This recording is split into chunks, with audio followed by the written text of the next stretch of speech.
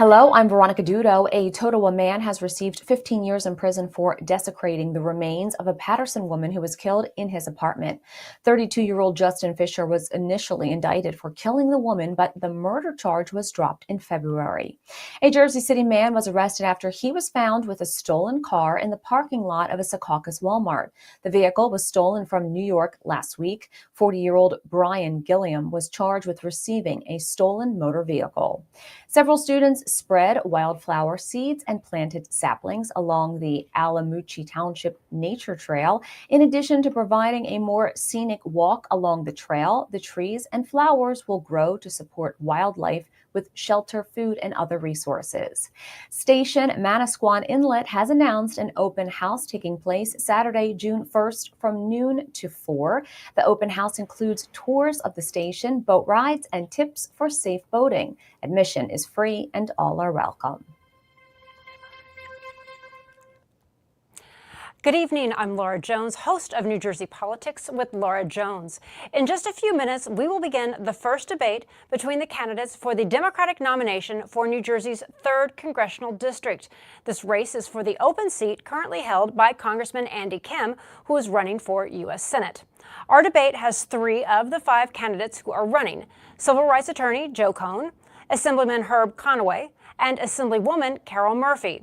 The other 2 candidates are Sarah Schoengood and Brian Schieper. The winner of June's primary election will go on to compete in November's general election. This 60-minute debate is presented by On New Jersey, the New Jersey Globe, and the Rebovich Institute for New Jersey Politics at Rider University. The NJEA is the debate sponsor.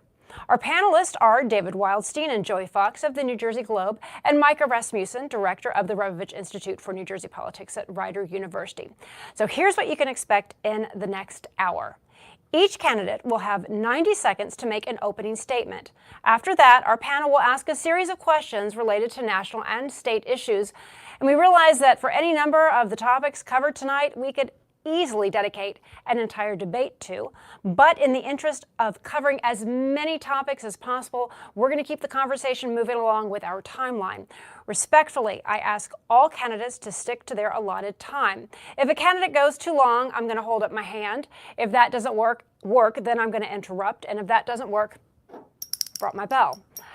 Each candidate will have 15 seconds to answer and 45 seconds to answer and 45 seconds to respond.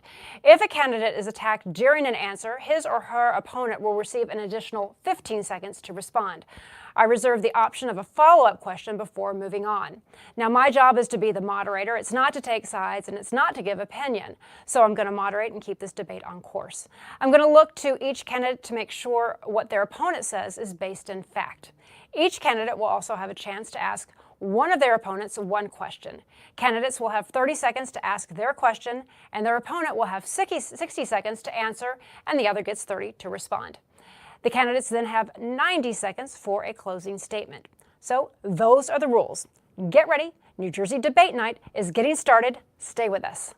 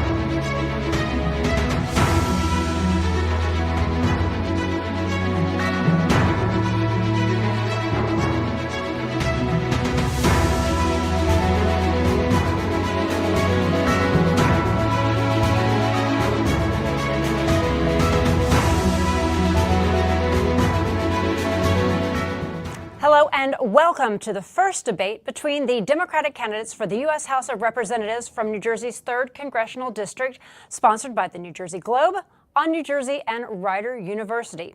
This is a race for the open seat of Andy Kim, who is running for U.S. Senate. We have 3 of the 5 candidates who are running this evening: Civil Rights Attorney Joe Cohn, Assemblyman Herb Conaway, and Assemblywoman Carol Murphy. Our panelists this evening are David Wildstein and Joey Fox of the New Jersey Globe, and Micah Rasmussen, director of the Rebovich Institute for New Jersey Politics at Rider University. Now, after a draw of cards, we have determined that Carol Murphy will go first, Herb Conaway will go second, and Joe Cohn will go third. Now, we've gone over the rules and want to keep in mind our timeline to cover as many topics as possible, so we're going to dive into opening statements. And I can tell that we have lost Ms. Murphy. She was scheduled to go first, so we will come back to her and go on to our second person, who is Herb Conaway. He's standing by for his opening statement. Dr. Conaway, good to have you. You have 90 seconds. Oh, sorry. Thanks. Thanks to this body for giving us this opportunity. My name's Herb Conaway. I was born and raised in Burlington County. My dad and my mom raised us, me and my 3 sisters, in Bordentown, and went on to public school and then off to Princeton and then down to Philadelphia to go to medical school at Jefferson Medical College, and then went into the service right here in McGuire Air Force Base as a captain and the medical corps on the base. I was fortunate to be, after that I went to residency in internal medicine and was fortunate to be elected to the General Assembly in 1997, taking up service in 1998. I've been in leadership for most of that time. I've been chairing the Health Committee and now Deputy Speaker, and have taken on the big tasks here in New Jersey. We have a new funding, I have a funding formula that brought millions of dollars to middle-class districts. I worked on prescription drugs for seniors. I brought Obamacare to New Jersey to increase access to health care. This election, probably the most important in anyone's lifetime, the first time we have a major party candidate who has said he'll be a dictator and will go after our cherished public institutions. And we have seen, regrettably, that women's rights are under attack here in this country. I have been fighting for reproductive freedom. I'm a practicing physician. I know what happens in the exam room, the tough decisions that need to be made. I've delivered cancer diagnosis. I've talked to women about their reproductive rights and their health care. I know politicians have no business being in the examination room. I ask for your consideration tonight. This is a historic election for me personally. If elected, I'll be the first Black physician to serve in the Congress in the nation, and I'll be the first African American to represent, male to represent South Jersey in the Congress. So I look forward to your questions, and once again, thanks for this forum. Our next candidate, Joe Cohn, for his opening statement while we still work on those technical issues for Ms. Murphy. Joe Cohn, your opening statement. You have 90 seconds. Thank you. I'm Joe Cohn. I'm not a politician. I'm a civil rights attorney. Living in southern New Jersey for the last 16 years, and from my small farm in Lumberton for the last 10, I've advocated for civil rights in almost all 50 state legislatures and in Congress. During my 20 years as a lawyer for nonprofits like the AIDS Law Project, the ACLU, and the Foundation for Individual Rights and Expression, I've won on issues that matter to Democrats in legislatures that are blue, purple, and even dark red. For example, last year, I led a successful campaign against a DeSantis-backed bill in Florida that would have rolled back free press rights. I'm running because Congress desperately needs people with my civil rights background and my experience building winning coalitions. We simply cannot afford to let the polarization continue because it, and a certain former president, have placed our democracy in real danger, and our civil liberties, like the right to choose, on the chopping block. To defend our democracy and our rights, we must restore faith in government. It starts by having a Congress laser focused on solving our problems, rather than exclusively waging culture wars that drive us apart. I'll prioritize ensuring all Americans have quality, affordable health care, saving Social Security, getting the wealthiest among us to pay their fair share so we can fund universal pre-K, addressing the border, fighting climate change, and reestablishing a federal right to reproductive freedom. I want to thank tonight's sponsors, Laura, Micah, and Joey, for moderating tonight, and my opponents for sharing the stage with me too. I hope to earn your vote on June 4th. Thank you again. Carol Murphy, we have our technical issues ironed out. Over to you for your opening statement. Thank you and good evening. First, I want to thank the New Jersey Globe and C-SPAN for hosting this debate. And those Okay, we're still having some technical issues with Carol Murphy. So what we're going to do is we're going to jump to our panelists for their questions. And once we work that out, we will make sure that she gets her time to make her statement. So if a panel, you are ready, David Wildstein, you're going to be up first. You have a question for Mr. Cohn. Yes, Mr. Cohn, you're seeking to replace Andy Kim as the member of the U.S. House of Representatives from the 3rd District of New Jersey. I know you know him well. I know you respect him. What positions have you taken, or has he taken, that you would seek to emulate as his successor? And are there any votes that he's cast or positions he's taken where you don't share that view and would do something differently? Thank you for that question. Andy Kim has, big shoes to fill because he's been a fantastic representative for us here in the 3rd Congressional District. What I share most in common with him is our shared commitment to trying to do everything we can to build bipartisan support, bring us closer together on issues that matter to all people.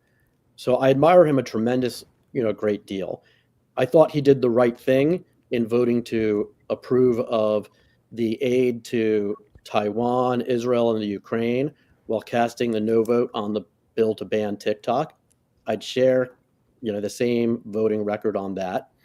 I don't know where he would stand on other civil liberties issues that I would advance. So I'm a big proponent of criminal justice reform. I'm obviously a big supporter of free speech protections, and I thank you for that question. Okay, and we're going to go Mr. Conaway. Dr. Conaway, excuse me, you have 45 seconds for your response. Well, thank you for that question. Andy Kim has been my representative now for almost 6 years. I voted for him every time, certainly, and campaigned for him. And I can't say that I know everything that he has done. I have my own legislative work to do and work for the people here in the 7th District that I represent. But I know I support him, and I know, most importantly, as I run for office, meeting people at the door, answering the phone, meeting people in small groups, that they are gaga for Andy. And I'm gaga for Andy as well. I think he's been doing a fantastic job. His outreach and constituent service has been fantastic. I can't think of anything off the top of my head with which I disagree, except maybe on the TikTok vote, and that I think, and I was listening to a program just recently, and there's I think a very well taken concern about China's involvement in TikTok. I want to keep TikTok in. I want China out. Thank you very much, Doctor. Do we have Carol Murphy? We do have Carol Murphy. You have 45 seconds to respond. I'm not sure. Did you hear the question? If not, I can have David repeat it.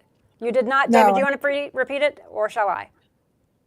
No, I can repeat it. The question was, you're seeking to replace Andy Kim in Congress. What positions has he taken that you would like to continue if you're his successor? And are there any votes he's taken since joining the Congress that you would have voted differently?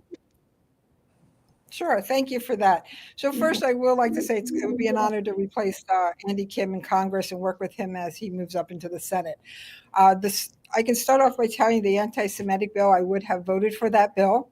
I would have also continue moving forward and work with our congressional delegation to make sure to see that through.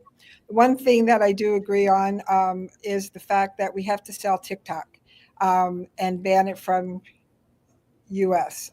And China should sell that. And look, we have to protect our children, and we have to continue with Andy Kim. I know he is a big, huge advocate of reproductive rights. So that is one thing that we will continue working together on. Okay, thank you very much. We're moving on to our next question. Micah Rasmussen, you have a question which will go to Dr. Conaway. Assemblyman, you are a public health official and a physician. What is your position on sponsoring universal health care in the House? And what do we need to do as far as a national policy on nursing staff levels and issues that we're having? Well, thanks for that question. If universal health care means, as you've put it, a single payer health plan, then I don't support that.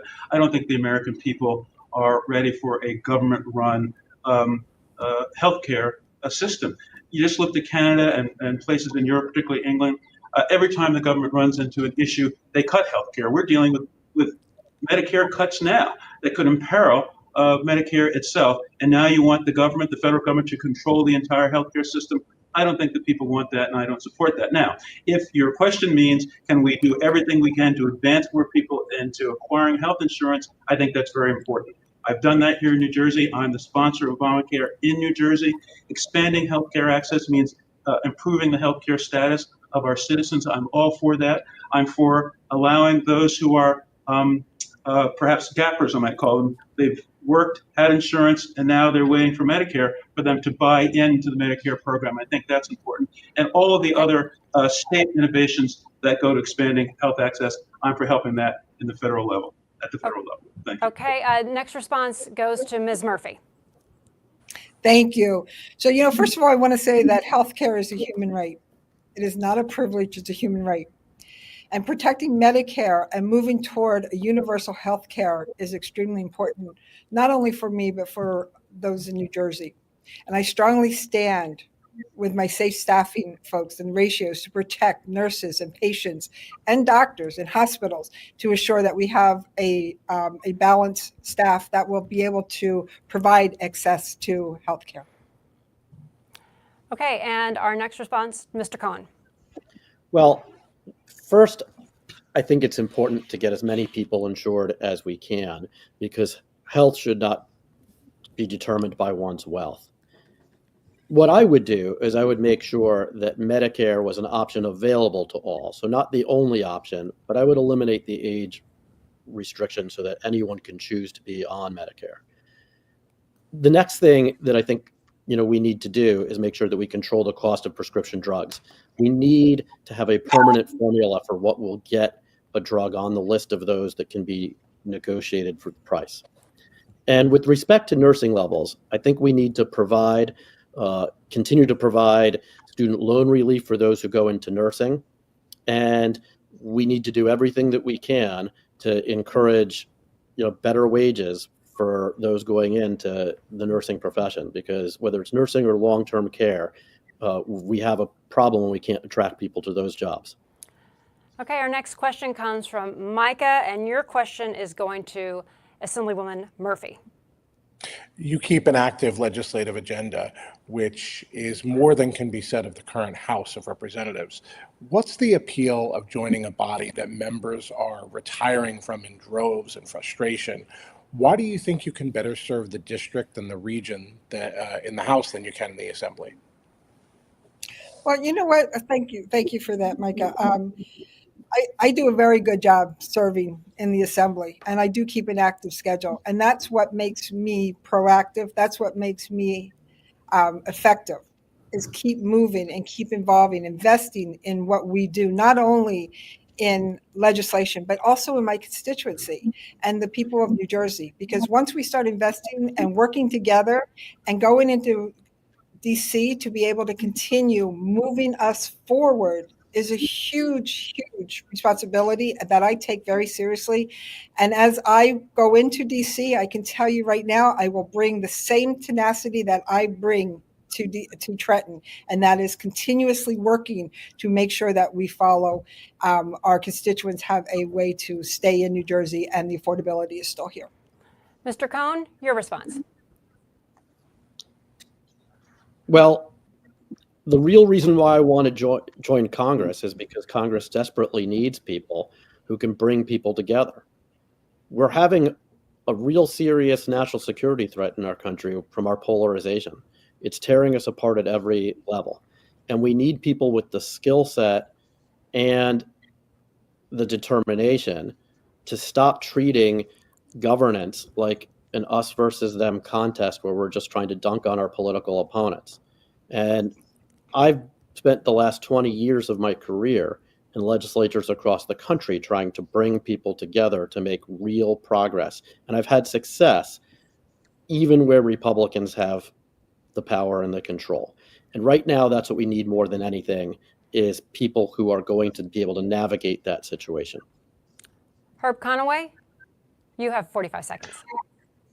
Thanks. Well, I'm running because I love my country. My country has given me a lot, and I want to serve it. I already served in the military. I raised my hand in defense of my nation, and I'm prepared to raise my hand to go to work for the nation once again. You're right and so I know I'm only one person, but my approach has been to speak to the mind, to calm a situation, and to look for common ground. We have much more in our country that we agree on, a great deal of commonality. And I know I'm one person, but if there are enough people who focus on what's important for the American people and what's in the American people's interest, then we'll have a Congress that functions the way it should. As a doctor, I do science-based, fact-based policy. That's how I've done my governing here in New Jersey, and I'll take that same zeal to the Congress if I'm favored with the election to that body. Joey Fox, you are up next with a question going to Joe Cohn. Yeah, so I think looming over any election in South Jersey, including this one, is George Norcross, the Democratic power broker who holds immense sway over South Jersey Democratic politics. In your opinion, has Mr. Norcross been a force for good in South Jersey? Well, listen, I don't know Mr. Norcross. What I will say is we can't continue to have politics go through any one person of any, no matter who they are. We need to be in a situation where the voters and the voters alone determine who our leaders are. And that's why I was proud to, be an amicus on the lawsuit to challenge the line. That's why I invited my opponents before the Burlington County Convention to join me in a statement saying that our race should be handled on an even level with block voting ballots. Neither one of them replied. And that's why I think that we need to get back to the basics of the grassroots work that brings all of us together. Okay, Carol Murphy, you have 45 seconds. Thank you. One of the things that I could say is that being a part of Burlington County, while I'm part of South Jersey and I work very to support South Jersey and assure that we get our fair share, I can tell you I'm very independent from the Democratic in Camden County. It serves me well, and it gives me the ability to continue being independent for my constituent. But I can tell you this, as a member of South Jersey delegation, we have worked to pass many good bills for everyone in the state of New Jersey, including pay equity, reproductive rights. Those are just a few of the things that we have done as a South Jersey delegation. And I stand with them. Okay, we're going to go to Herb Conaway. You have 45 seconds to respond. Sure that I think the question again was, I'm sorry, repeat the question. Yeah, Joey, would you like me to repeat it, or do you have it? I'll quickly repeat it. Just in your opinion, has George Norcross been a force for good in South Jersey? Well, George Norcross has at the head of a thriving business. He has been the driving force behind the expansion of Cooper University Hospital, which has been a driving force in providing health care for the underserved, not only in Camden City, but across the region. And so he has been a force for good. And I think the answer to that question is yes. Okay, Joey, we're going to go back to you now. Back to you now with a question for Assemblyman Herb Conaway.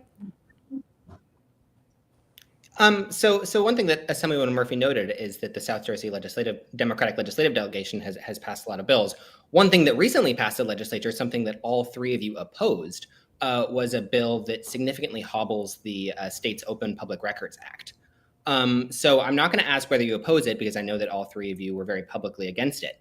But do you think that there should be any consequences for the legislators, especially the South Jersey legislators who did support it? Well, look, the voters are always in the driver's seat and can always decide. I'll leave that to them.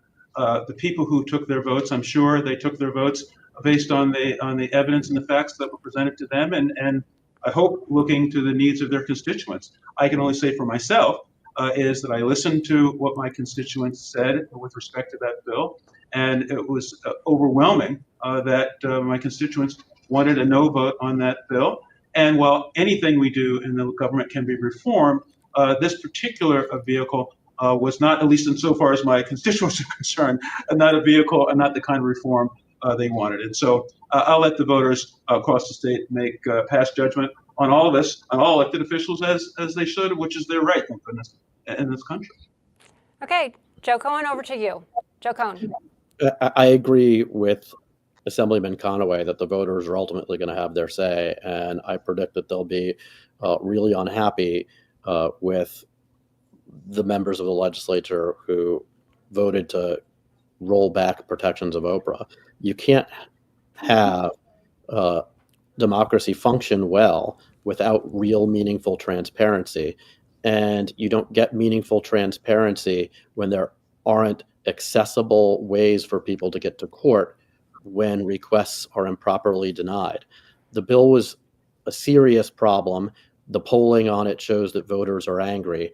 And, I think that there's going to be a lot of accountability for that vote. It's a shame. It didn't have to be that way. And hopefully the governor will veto the bill. Carol Murphy, you have 45 seconds to respond.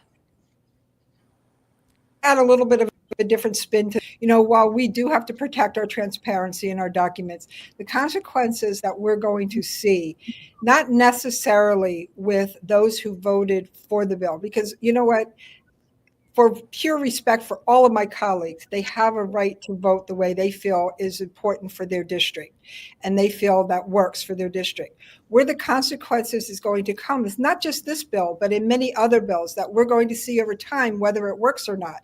Those are going to be the consequences. It's not going to be just because we voted yes or no on the bill. It's going to be, how does this bill stand up to the test of time, moving forward? And as a person who has done Oprah in the past, I can tell you that that's where the true consequence is going to come, whether it works or not work. Okay, David Wildstein, we're going to go back over to you, and you have a question for Carol Murphy. So clean energy policies depend on the ability to mine essential materials like cobalt and graphite and lithium. So my question is, what restrictions should be placed on the supply chain to the United States on cobalt for electric car batteries? In some cases, they come from forced child and adult labor in the Congo, or from ocean floor mining. I think they call it seabed mining. They could potentially disrupt aquatic life and the ecosystem that is still being discovered. Absolutely. So, one of the things that I take great pride in is the fact that I have been a strong supporter and champion for clean energy, clean water, and our electric vehicles, and making sure that offshore wind plays a part in our environmental structure, especially during this bad time of climate change, which is now a crisis in the United States. For one thing, we should never have slave and child labor. That is a no. We should never have that, nor should we have ocean floor mining. We are able to accomplish the things that we need to do, especially during climate change, making sure that we have offshore wind. We make sure we have clean water. We make sure we have clean air. It's a right for people to have these clean air and clean water. And as we move forward, again, I'm going to restate, we should not have slave or child labor in any of this. Assemblyman Herb Conaway, to you for your response. Well, I talked about restrictions on vital resources that will power our climate future. I certainly, those things need to be taken on a case-by-case basis. And we know that innovation is continuing in this space. We're moving from liquid-based batteries. There's some new discoveries on solid-state batteries for cars that will change the mix of materials that might be vital for that. But we need this for our energy independence and for delivering a climate that's healthy for the environment going forward. Of course, no one is for child labor. No one, and we have laws on this. We need to respect tribal lands. We need to respect our natural resources. We have plenty of laws in the books, but understand this: we're going to innovate our way to an economy that's clean and healthy for our environment and for the world. It's an important responsibility of elected officials to look to the future. I've been a leader on this. That's unquestioned, and I'll continue that leadership if I'm elected to Congress. Joe Cohn, you have 45 seconds.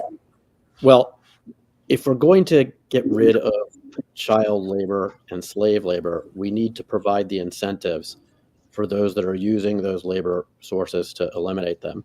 And that might require the painful act from us of paying higher prices for some of these materials until the innovations that Assemblyman Conaway mentioned are real and can be used. We have the responsibility to workers to be using the carrot in order to encourage the conditions to be better for them. But we also need to have energy policy that diversifies our energy sources and uses as many clean energies as possible. That's why I've developed a plan to use and put solar panels on every suitable square space of federal buildings and federal parking lots, and block grants for state governments to do the same. Micah Rasmussen, you are up next, and your question will go to Mr. Cohn. This is a question for Farmer Cohn. The Farm Bill is still a very big deal in Congress every year. How important is it to bolster what's left of this district's agricultural heritage? And how do you do that in Congress with so much development pressure all around us? Well, I live in a part of the district that is a rural street only 5 minutes away from a suburban area. And of course, we're just a half an hour away from Philadelphia. We have to make sure that we keep our open spaces open and we preserve as much as possible. And I'll be a voice that's fighting in Congress to make sure that those in the agricultural world aren't left behind. You know, you see the bumper stickers all of the time, no farms, no food, and it's true. So my view is that it's a bill worth fighting for because, you know, we can't get the open spaces back once we've developed on them. Okay, the next response goes to Herb Conaway. Well, you're right. This is an agricultural. There are many agricultural spaces across this district. I served on the Assembly Agriculture Committee for 10, 12 years and dealt with these issues. I've sponsored a number of pieces of legislation to preserve open space. That's certainly a critical part of what we need to do in a highly urbanized, densely populated area such as New Jersey. But we have a great farming economy, and the government needs to recognize that and to support that. And if that means certainly protecting access to water, protecting those spaces from overdevelopment, developing farm markets and a farm economy, preserving open space, but we have to remember to preserve the farmer. And that means where that farmer is, we need to make sure that they can use every bit of that land they can to maintain themselves while they're maintaining the farms, and make sure that there's a pathway for their family to move in and take those farms over, which we see across the country. So I recognize that we live in a great place. We have urban, suburban, and farming communities, and they all need our support. Kara Murphy, over to you. 45 seconds. Thank you. You know what? Our farming community is extremely important to our economy. It is a key part of our economy, which includes farm conservation, farm loans to start expansion of our farms. Also, investment in our farms and protect our food supply. All of these fall under that bill that has a right to farm. And that is what we have to constantly remember, that if we do not have fresh fruit, fresh vegetables in our grocery stores and on our food stands, we're not serving our residents well. And in Congress, I can tell you, I will continue at being an advocate, a strong voice for my farmers here in Burlington County, Monmouth, and Mercer County. David Wildstein, you're up next, and your question will go first to Herb Conaway. Thanks. Assemblyman, with protests over the war in Israel, Gaza, taking over college campuses across the country and in New Jersey. How can the First Amendment rights of students be balanced with security and academic concerns and the reputational concerns of the higher education institution? Well, let's start with first principles. And you mentioned those concerns, and you're absolutely right. We live in a free country with a constitution that says that people have a right to free speech and to express themselves by protest, organizing themselves to advance policies in the government, and that needs protection. There also is a right of students to go to school in an environment that's safe and to be free from the regrettable rise in anti-Semitism, Islamophobia, and hate speech on campuses, not only just on campuses, by the way, across the country, that's, in my opinion, been spurred by one person. His name is Donald Trump. One way to deal with these very tense situations, and they're all fact-based, and what we've seen is that when administrations go and try to understand where people are coming from. Bill Bradley in his book referenced his grandmother, and what she said was, don't look down on someone you don't understand. And I think administrations need to understand where people are coming from and work to ease tensions and to find a pathway to allow both peaceful protest while dealing with those who choose to transgress the law and interfere with access of students to the education they need, to the facilities they need for their growth and development. Carol Murphy, you're next. Thank you. You know what? First of all, free speech is part of the First Amendment right, free speech. And our protesters are definitely using their voice for free speech. One of the things that free speech should also be is not violence. It should not incur violence. We should not allow agitators to come onto the campus to continue bringing chaos and violence to these protesters. I also believe that our campuses, and when we come to education, everyone has a right to an education. Everyone has a right to be there, whether they agree with protesters or not. And I do believe that there should be a way to be able to live together when there are protests going on that are within our realms of nonviolent, and being able to use our voice to get a message across, not just to create chaos and violence. So with that, I will, my time's up.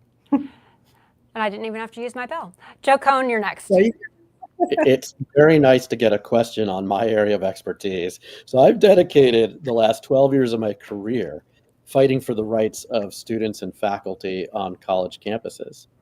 And let me make one thing perfectly clear. The First Amendment never protects violence, and schools need to draw that very bright line. It doesn't protect vandalism either. Property destruction, isn't protected at all under the First Amendment.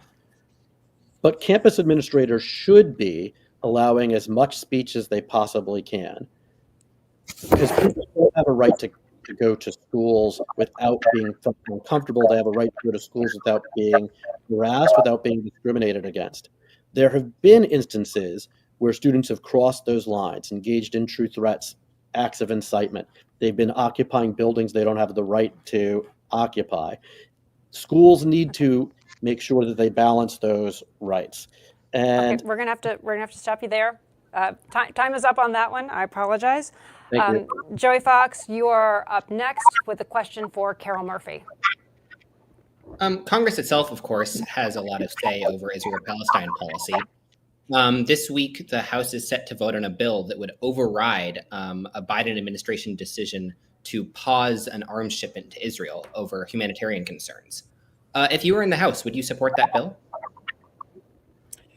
To override the administration of the president, that's a difficult question because I don't even know what's in the bill. But I can tell you this: it's never in my former practice to override any president's decision on what is happening on foreign policy, especially with a president who has so much experience in foreign policy, to assure that we are able to continue moving our country and protecting our allies. And I would probably be in a position where I would not be voting for that bill. Okay, over to Joe Cohn next. So I'm Jewish. I support Israel's right to defend itself. I think it's absolutely crucial for the United States to back Israel and to provide it, timely support, including timely weapons. I don't have a problem with the Biden administration withholding a particular weapon if they think it's inappropriate for a particular mission because of the amount of damage that it would cause, provided they are providing other weapons that they think are, more appropriate for that purpose.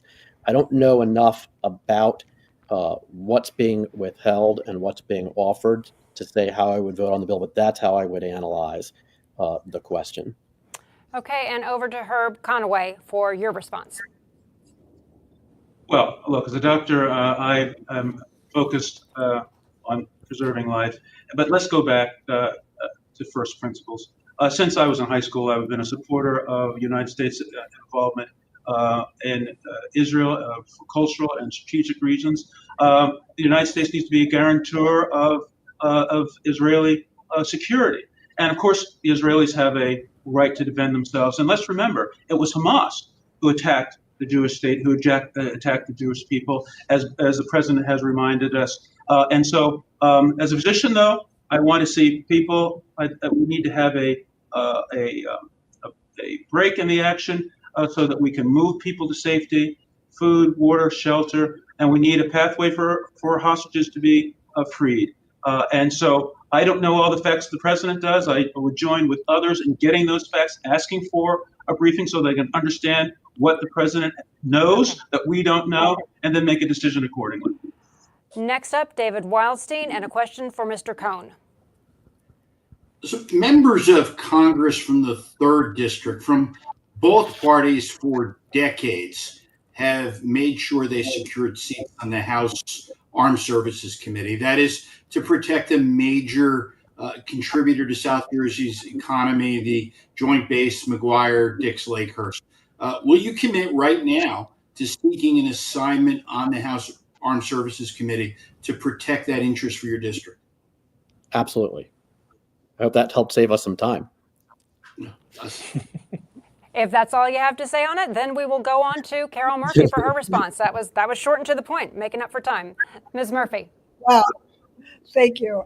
Like Joe, absolutely. That is on my committee list to pick up. I presently now, as an Assemblywoman and a daughter of a U.S. Army Master Sergeant, I can tell you that I already work on the Joint Base now with many of my the base commanders and many of the other folks that do work on there.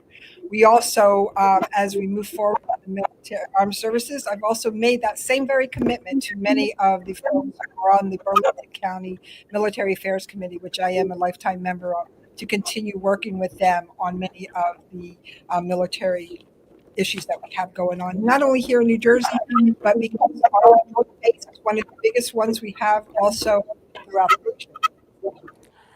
Okay, we're going to go to Herb Conaway for his response. And we hear that there is some feedback. We know we're getting it, and we are working to address that. So the audience and also those participating in the debate know we are aware of that. Herb Conaway, to you. Well, yes, I've served there, and I have treated on the base and in my practice a number of people who are a part of the veterans community. I'm a member of a veterans organization. I know how important these bases are to our veterans and to our national security, and I'll follow in Andy's footsteps and serve on the, I would seek to serve on the Armed Forces Committee. Hopefully they'll allow me to do so in the General Assembly. I serve on the Military and Veterans Affairs Committee and have sponsored a number of pieces of legislation into law that make things life better for our military families and respects the service that our veterans have provided to our country. Okay, Micah Rasmussen, you are up next. You have a question for Dr. Herb Conaway. Take it away. Yes. You voted with South Jersey Democrats in support of Governor Chris Christie's proposals to increase the contributions of public employees, including teachers and first responders, as well as their health care benefits and pensions. Indeed, when Steve Sweeney collaborated with Chris Christie, you were there in support of those measures. Were you an enabler of some of Christie's most memorable legislative priorities, and do you regret that? I took on Chris Christie in contradistinction to what you have said. When he tried to cut Planned Parenthood, I led the fight to override that veto. When he tried to cut health care for people in general, particularly women who were seeking cancer care, I fought against the administration's attempts there. I don't look. Even a clock is right twice a day, and I'm not saying he's right on this issue. But to say that I was an enabler of the Christie administration, I have fought against the administration on some very important things that are critical, particularly to women in this state. As a physician, as I've said, I understand that healthcare is about the relationship between the patient and her healthcare provider, her physician, and her family. And I've fought for that in New Jersey, and I'll continue to fight for that if I'm favored with election to Congress.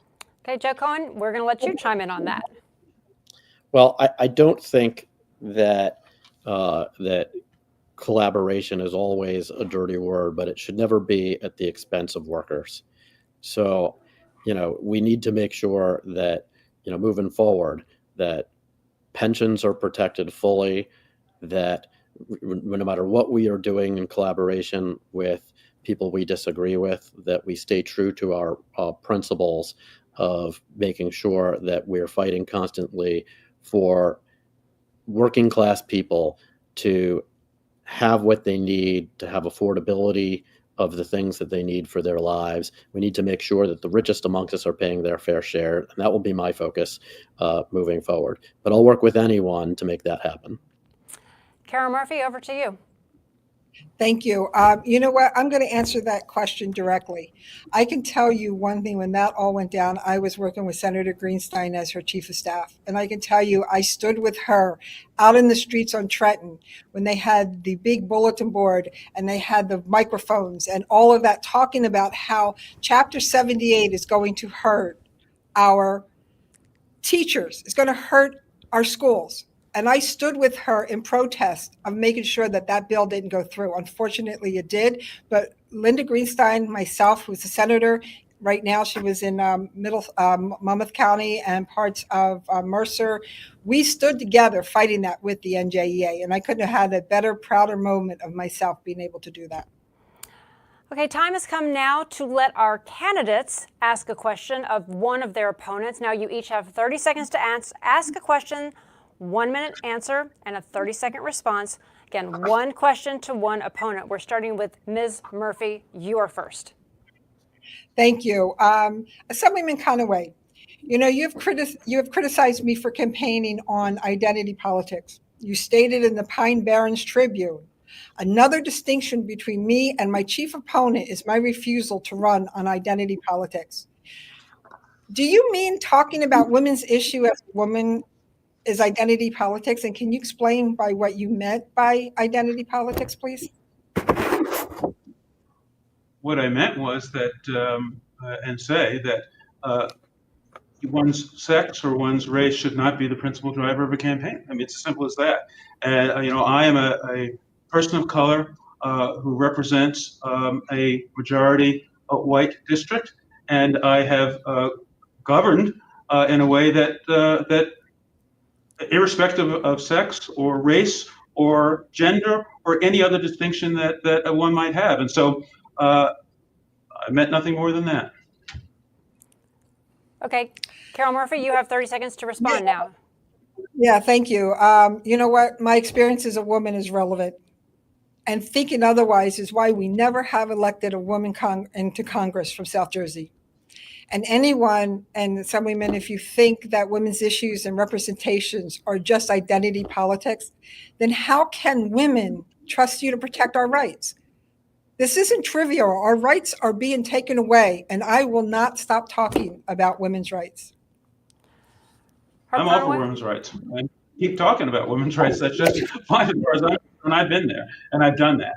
And I've done that in my practice life as well as my life as an elected official. And I stand second to no one in my defense of equal rights, particularly for women. If I'm elected to Congress, we'll put a row into the law. We're going to fight IVF. I know IVF because I dealt with that in my family. And so, I stand second to none in my support for women's rights and equal rights, and certainly protecting rights from this attack on their ability to live freely and make their own decisions. Herb Conaway, you are next now with a question for your opponent. Ms. Murphy, you announced that you were running for Congress before you got reelected to the Assembly, and you announced that you were supporting Andy Kim and his quest to take a seat in the Senate or run for the Senate. And then when the going got tough in the election, you changed your position.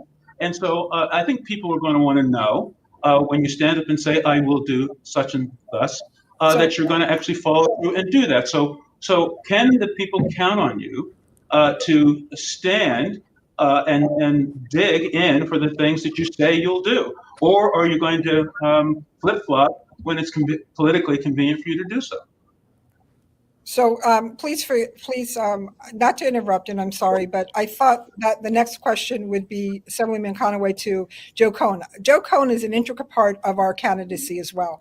He is a member of our campaigns, and Andy has always supported Andy Kim. I think the next question, if I'm not mistaken, according to the rules, we're supposed to go to Joe Cohn. Please clarify for us if you wouldn't mind. Yeah, Assemblyman, do you have a question for Joe Cohn? That was my understanding of the rules. Yeah. Do you have a question for Joe Cohn? It's not my understanding of the rule. I asked a question and according to your format, and so okay. I don't have a question for Joe. Okay. Ms. Murphy, did you have anything else that you'd like to say? I'll let you have another 30 seconds to respond. So you know what? I've always supported Andy Kim. And you know what? When it came to this line, I had a meeting with Andy Kim back in December. We had breakfast.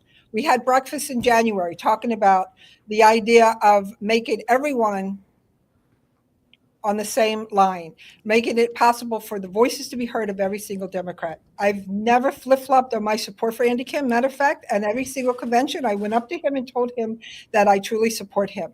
So to be able to talk about flip-flopping is inaccurate, Assemblyman. I do support Andy Kim. I've always supported Andy Kim, and I voted for Andy Kim. Okay, we're going to read the Globe. Read the Globe. It's right there in print. All right, now we're going to move on to Joe Cohn. You have the next question to Carol Murphy. Assemblywoman Murphy, under my plan to help the next generation save for retirement, parents of children age 1 to 5 would be able to purchase a U.S. bond for up to $1,000 each year that would mature when the child turns 67, at which point it would be worth $248,000 per parent. The parents would get a dollar-for-dollar credit on their taxes. I'd let grandparents do the same and let employers match for a deduction. What's your plan to help the next generation save for retirement? So you know what? I have been a strong advocate for our pensions, preserving our Social Security, and making sure that we focus on childcare and tax credits while we support our children and the growth that they need. Our children are our investment in the next generation. And as we move forward, I can only imagine what it's going to be like if our Social Security is cut. And I just read an article and received information that if Donald Trump gets elected, he's going to cut out Social Security. That does not help our future leaders, our future adults. And we have to focus on them today in order to preserve tomorrow, because our future is uncertain if we don't worry about that. And our pensions and our Social Security and all of them are an essential part of our children's growth in our society. Before we go to our last round of questions, Joe Cohn, you have 30 seconds to respond to that. Yeah, I just think that there's more that we can do. I mean, we need to make Social Security solvent. It's absolutely crucial because, we're going to run out of the surplus by 2036, and we need to take action to fix that now by raising the cap so that people who earn more income still are contributing more into the system. But we need to do more than that, because Social Security doesn't cover enough for people to have real meaningful retirement. And that's why I've been thinking about how we can address it better and leverage time to get money in people's hands so that compounding interest can work for them. All right, I think we have time for about 2 more questions, so we're going to go to Micah Rasmussen. Next question for Joe Cohn. You've identified protecting the pinelands as a priority, which is in keeping with the landmark protections that Jim Florio first established from the House. But what are some ways that a federal lawmaker can advance pinelands protections today? And what are the needs of the pinelands today that the House can advance? Well, I think that one of the things that we need to do to preserve the pinelands is to make sure that the federal government is giving enough money to environmental protection agencies to enforce rules. We need to make sure that we give block grants for municipalities to be able to purchase more lands that are open space now for preservation, because that's absolutely, critically important. And we need to work with all of the local nonprofits like the Pineland Preservation Alliance and others to hear and heed their advice, because they're really plugged in on a day-to-day basis on what the individual needs are, from, whether it is deciding whether or not you're going to be doing building in Pemberton or other projects in other parts of the Pinelands. We need to prioritize making sure from Congress that our EPA is ready to do enforcement and has the resources, and municipalities have the money to be able to turn away development projects. Herb Conaway, you're next. Well, when I was in high school, I actually ran on the Pinelands Preservation when I was elected boy state governor at 17. And so I am all about preserving that environment. And what the federal government can do, we have to continue to wage the battle on climate. New Jersey is one of the 6th hottest states in the nation, and we are surrounded by an ocean on one side and a river on the other. And so we need to drive our climate policy to lower the temperature and keep the saltwater intrusion from damaging the aquifer that lies underneath the pinelands. I've led on this issue on infrastructure for climate change. And by the way, leading on infrastructure for climate change and addressing it is creates jobs, and creating jobs for middle-class families lifts all boats. So getting after climate, building the infrastructure, putting people to work, that's one way, in addition to all the other things that Joe mentioned, and I agree with what he has said, will help preserve that important natural resource for New Jersey. Carol Murphy, you're next. I'm a strong supporter of our pinelands. A few years ago, when we had major fires down in the pinelands, I went with the Agricultural Committee to tour the pinelands. And I could tell you, one of the things that I think we need to also focus on is stronger forestry. We have to assure that our foresters and those who are working and our park police, et cetera, are able to continue keeping our pinelands strong. We need our pinelands continue to protect clean air and clean water. And it's also important. It's also important for our ecosystem, right? I mean, and it makes not only South Jersey, but it also makes New Jersey a great place to live, because we do have those pinelands for people to go and actually have some recreations, camping. And if we don't have strong pinelands, if we don't have strong foresters, and we don't have strong rules and regulations that protect our climate and our forests and our woods, we will not be successful as New Jersey in the pinelands. We have time for one more question. Joey Fox, you were up with a question for Herb Conaway. Haven't mentioned tonight, or at least we as moderators have not mentioned LGBT rights, abortion, gun control, marijuana. These are all obviously very important topics. They're all also topics that I think the three of you would largely agree on most key aspects. So my question for you is, if you're elected to this very bitterly divided, currently Republican-controlled Congress, or Republican-controlled House, what would you do to go about implementing your preferred policies on a lot of these really contentious issues? Well, you have to, as Joe pointed out, you have to know how to deal with people who disagree with you. I am a person, I hope on my tombstone, whenever that comes up many years from now, they put, here, lies the voice of reason. I think you can reason with people, make an argument, but fight for the things you believe in, not flip-flop on them. I have been right on these issues, marriage equality. We're looking to build a data set into our health data acquisition so that we can understand what's happening with the LGBT community. I've fought some of the issues around smoking, where big tobacco is targeting vulnerable groups. And so I've led on that, and I can lead in the Congress. My experience will inform my steps in the Congress. You work with people, you're reasonable with them, you try to understand where they're coming from, look for common ground and commonality and common values, and you can get things done. And that's what I've been doing, and that's what I'll do if I'm elected to Congress. Carol Murphy. Thank you. You know what? First of all, I can tell you, in order to make any type of policy work and strengthen it, you have to have the investment of those folks with whom it impacts directly. And that's what I believe in. That's how I directly come about making my policy, is speaking with those that it directly impacts. Not only that, but as a part of the National Conference for State Legislators that I sat on in the executive committee, as well as a co-chair with a Republican senator from Montana, we did talk on the national, state, and federal policy. We talked about issues and how to resolve them in Washington, and talk about those issues that impact all of my folks, not just one class over another. And you know what? I've worked to get legislation passed in red, purple, and blue states through both of these organizations, as well as the National Foundation for Women Legislators. And I can tell you, your time Thank is you. up. Joe Cohn. Joe Cohn, final thoughts. 45 Thank you seconds. for that. Thank you for that question. I've been working on civil liberties for my whole career, and even before my career as a teenager, I was fighting for gay marriage.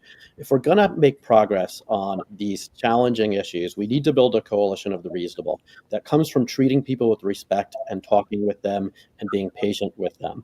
And I've had success doing that, especially in states that were deep red where you wouldn't expect it. And what I mean by that is I've had instances where I've talked to legislators who were on the wrong side of issues, on the wrong side of campus censorship, who later on became my bill sponsors because I talked and listened and treated them with dignity rather than just pointing the finger at them. One of them was the Republican chair of Wisconsin's College and University Committee. And subsequently, he introduced the only bill, to the best of my knowledge, sponsored by a Republican to give gender identity protections from harassment. All right, and we're going to have to end it. We're going to have to end it there with our question and answer. It's time now to go to closing statements. We'll start with Carol Murphy, then to Herb Conaway, then to Joe Cohn. So thank you. Great. Thank you. Thank you, David, Laura, Joey, and Micah. And thank you, Joe and Herb, for joining me here tonight. I want to close by making a point that I think is important and can sometimes be lost in these situations. The truth is, we cannot get swept up in the politics of this primary. Honestly, my greatest concern is taking on Trump extremists, lining up to take Andy Kim's congressional seat. That's what is actually at stake here, and we cannot afford to forget it.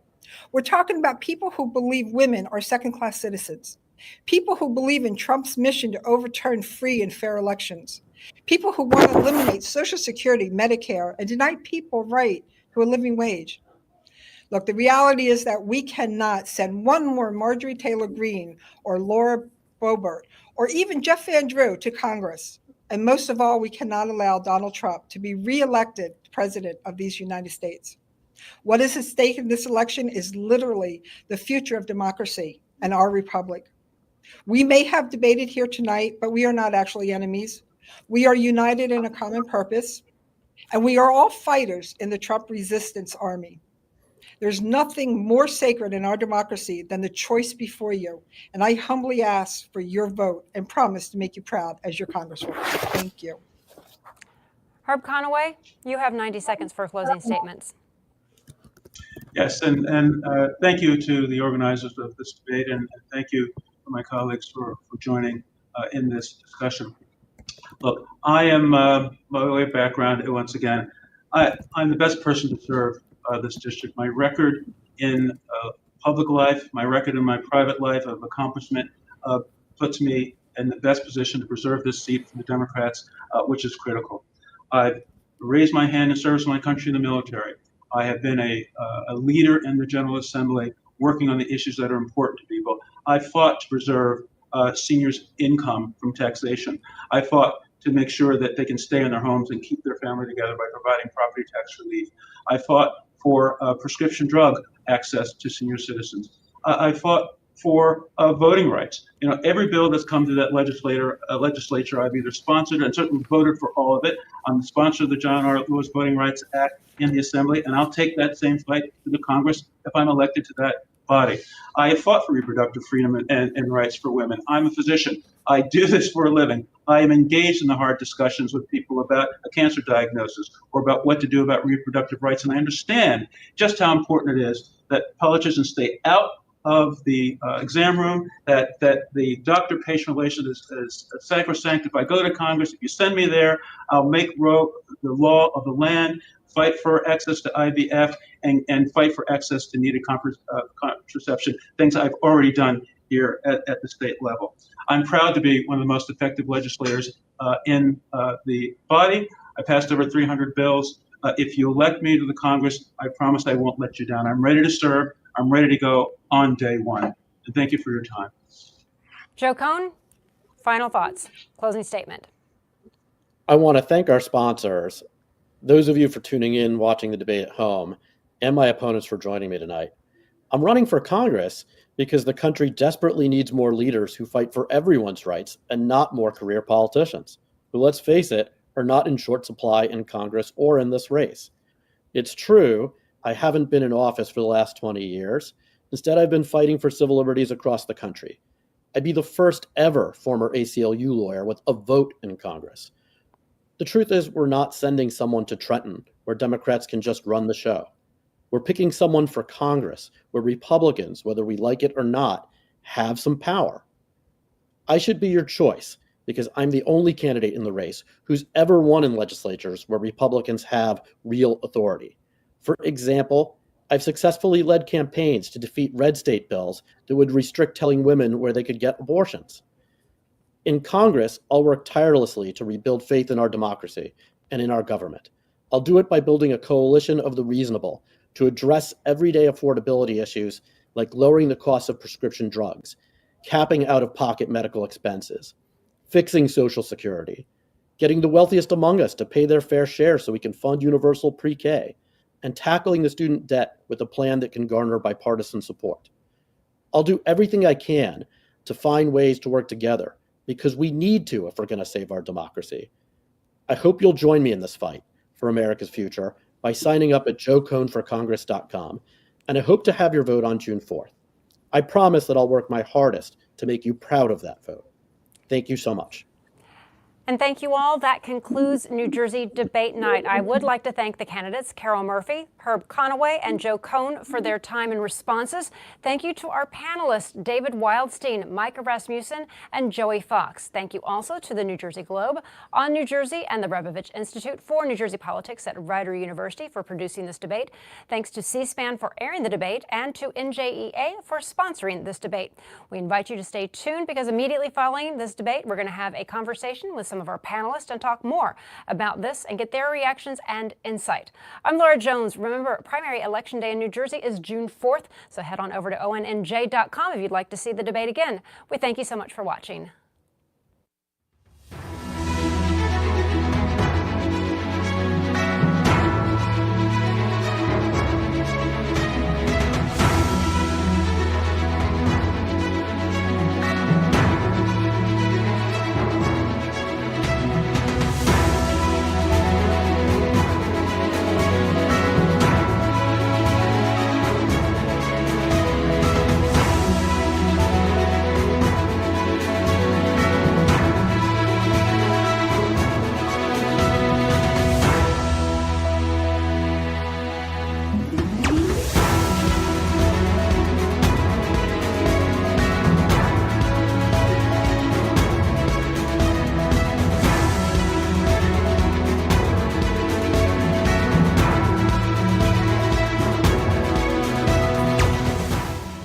for staying with us in this post-debate conversation. I'm Laura Jones, and we just heard from the Democratic candidates in New Jersey's 3rd Congressional District who are running for the open seat of Andy Kim, who is running for U.S. Senate.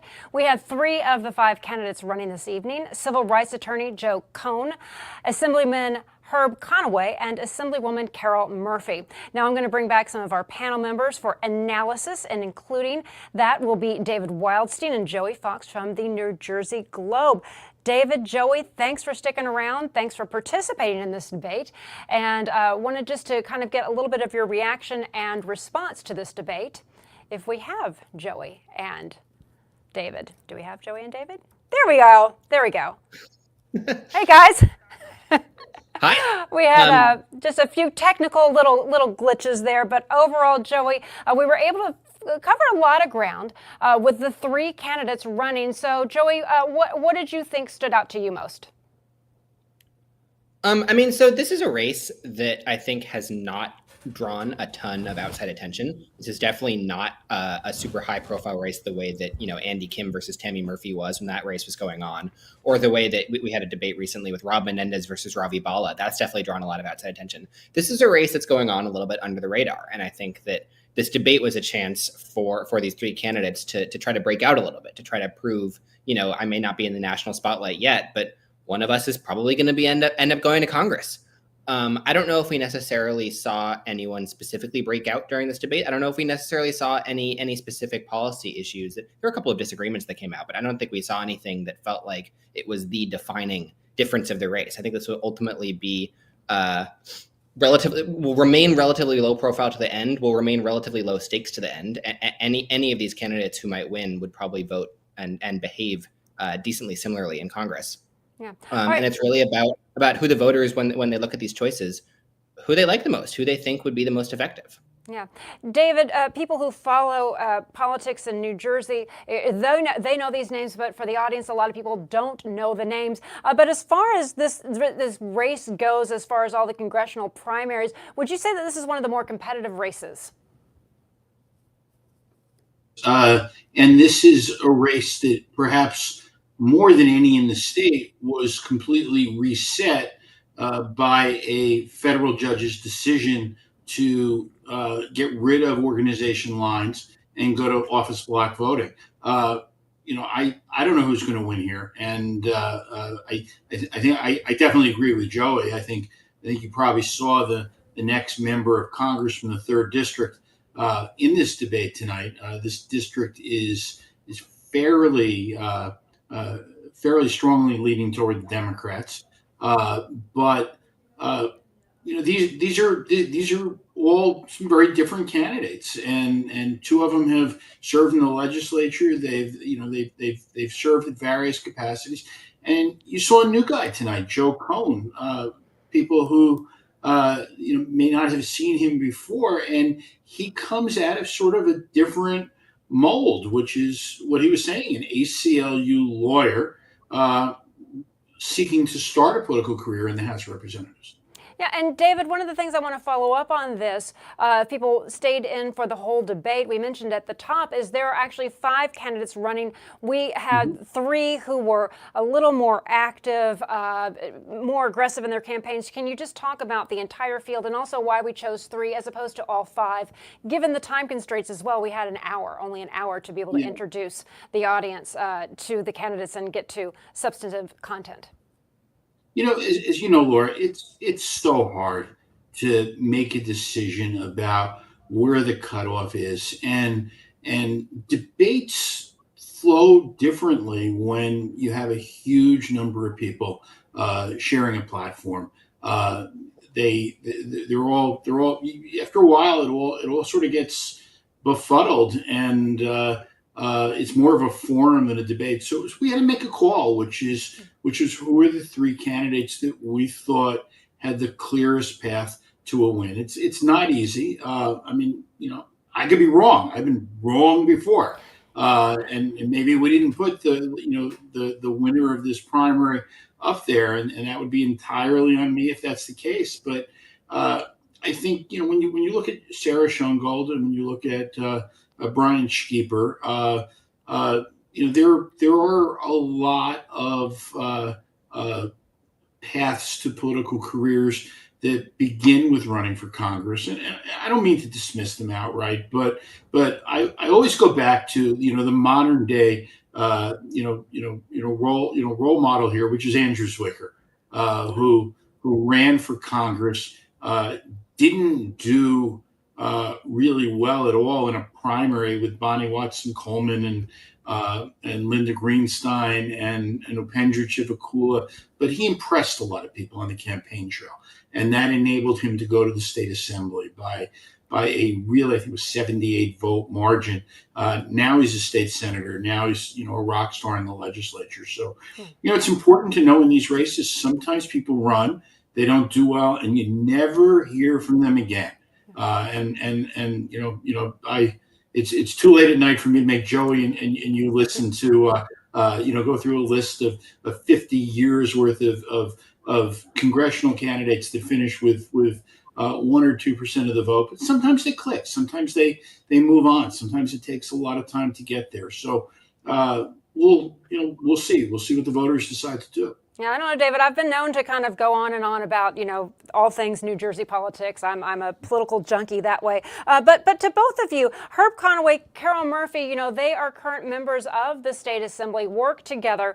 Did anything strike you about how they get along together in Trenton as opposed to how they're getting along in this debate? Some people, when you're in a primary, Democrats running against Democrats, it'll get really nasty, really, really heated. I didn't really see that level of animosity, and you certainly don't see it in Trenton. Either of you care to chime in on that one and that dynamic? Well, one thing I'll quickly say, I believe I did a search for a story a couple months ago to see if I could find a single bill that had come up on the assembly floor where the two had voted differently.